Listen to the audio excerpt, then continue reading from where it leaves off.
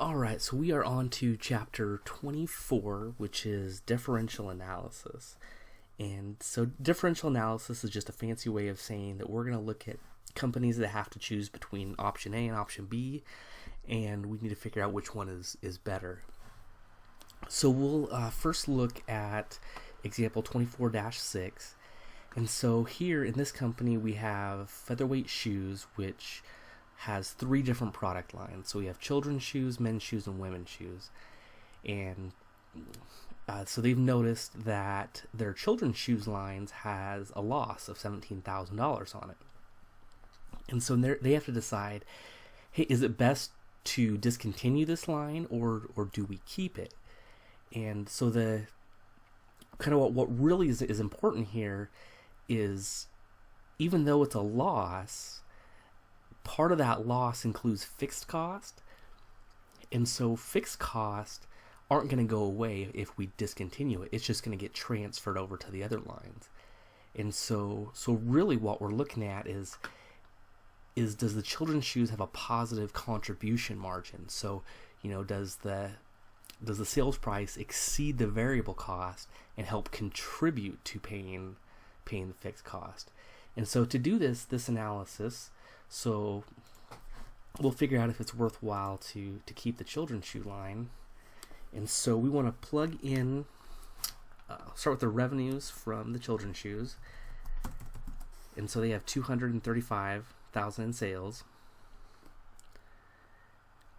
Their variable COGS is $130,000, and then their variable SG&A is $46,000, and then their fixed cost are going to be $41,000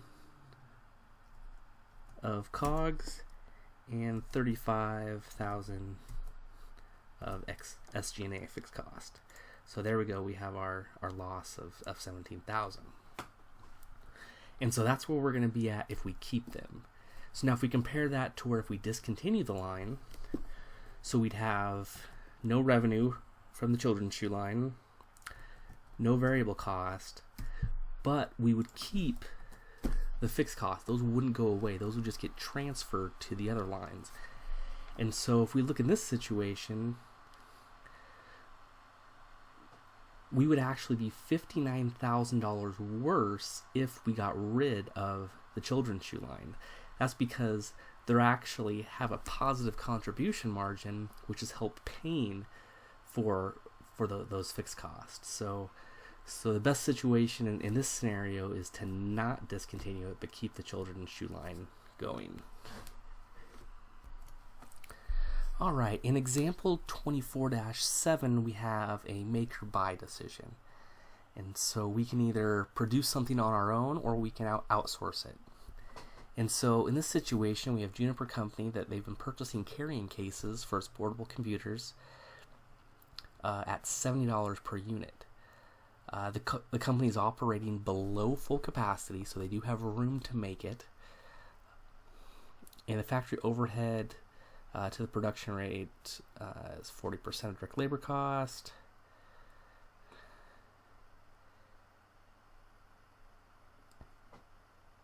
And then it gives us the cost here if we were to produce it ourselves. So, okay, so let's say we'll compare the two scenarios. Scenario 1 is we make the carrying case, and scenario 2, we buy the carrying case. So if we make it, we don't have a purchase cost, so that's going to be 0. We do have a direct material cost of $45, and we'll have a direct labor cost of $20 per unit. And then for the overhead cost, we have a variable portion and a fixed portion. So the total cost is $8, but it says that the variable cost is going to be 15% of direct labor. So the variable portion of overhead is going to be $3. And so if our total variable cost is going to be 8, subtract the variable portion, we get a fixed overhead of 5. And so our total cost per unit to make that case is $73. Now, if we decide to buy the case, it's going to cost us $70. We have no direct material cost. We have no direct labor cost. We have no variable factory overhead, but our fixed factory overhead is still there. And so it's still going to be $5. So in this situation, if we go out and try to buy the case, even though the purchase price is $70 per unit, the total cost is going to be $75 because we have fixed costs that aren't going to go away. So in this situation, we're $2 per unit better off to go ahead and make that case ourselves. Now, the straight dollars aren't always going to give you the answer. There's a lot of things to take into consideration. Like for example, it says that we're operating below full capacity. So if we were operating at capacity, then it may be worthwhile to go ahead and buy that case.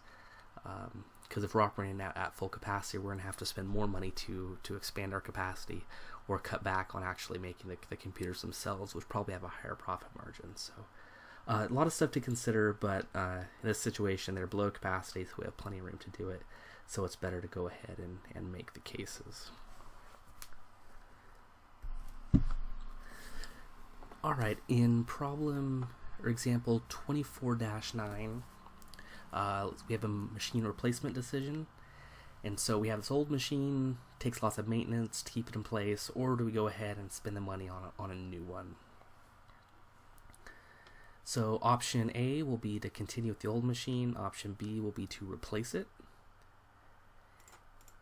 And so under option A, we're going to continue with the old machine. That means we're not going to sell it, so we're not going to have any proceeds from selling it. We're not going to have a cost to purchase, but we are going to have those production costs to maintain it. And so in this situation, it says that they're going to be $61,000 per year over an 8-year period. So we're going to have $488,000 to maintain that machine. In the second scenario where we replace it, so it tells us, let's see, it says the old machinery had a cost of $600,000 and it has $350 accumulated depreciation. That's irrelevant information. We don't care about. Those are sunk costs.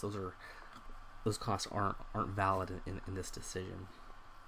But it does say that we can go ahead and we can sell that old machine for $231,000. And we can buy a new machine for $545,000.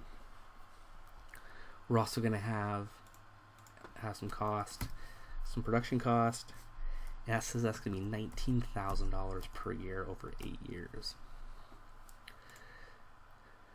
So if we go ahead and continue with the old machine, our costs are going to be $488,000. If we decide to replace it, our costs are only going to be $466,000. So in this situation, it's actually cheaper to go ahead and spend the money on a new machine.